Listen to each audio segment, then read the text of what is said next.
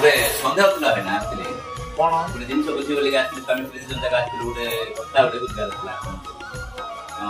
ମାସ ଯାକ ବାହାରେ ରହିଲି ଡ୍ୟୁଟି କଟଲାରେ ରହିଲି କାର୍ତ୍ତିକ ମାସ ଯାକ ପଳେଇଲା ଆଉ କାର୍ତ୍ତିକର ପୁଣ୍ୟ ଟିକେ ହେଲେ ମିଳିଲାନି କିଛି ଉପାୟ ଅଛି କି? ନିଶ୍ଚିତ ଭାବେ ଅଛି। କଣ ଅଛି ଭାଇନା? ତୁ ଡ୍ୟୁଟିରେ ଯାଇଥିଲୁ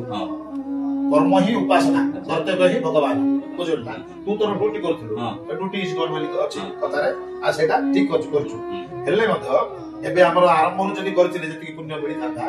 एबे आगु पंचक अछि पंचक करे मध्य तू जदी सेति नियम मानिबु पहिले मासदा कर पुण्य फल मिलिबु। अच्छा केमथिला के माने प्रतिदिन सकाळ उठिबु अच्छा उठिला परे गाधा बदवा करिबु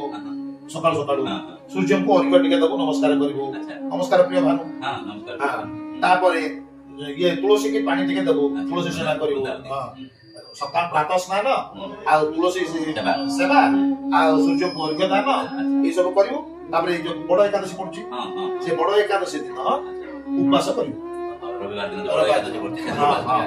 आ जदी पारिबु ये पंचक 5 दिन जाका हविष कले भी चलिबो नाइ पारनो बोले कार्तिक पूर्णिमा दिन हविष करिबु सदा रसे ग्यास बोले की पान गुआ मास धर्म तापरे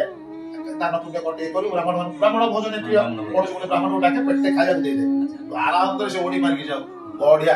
आ दुखी रखी धर देखि की कोन दे दबा के बोले ना अन्न हो वस्त्र हो रविवार बड़ एकादशी टू पुनः हां ये पंचकटा ये मन करे मास जाकर पुण्य करो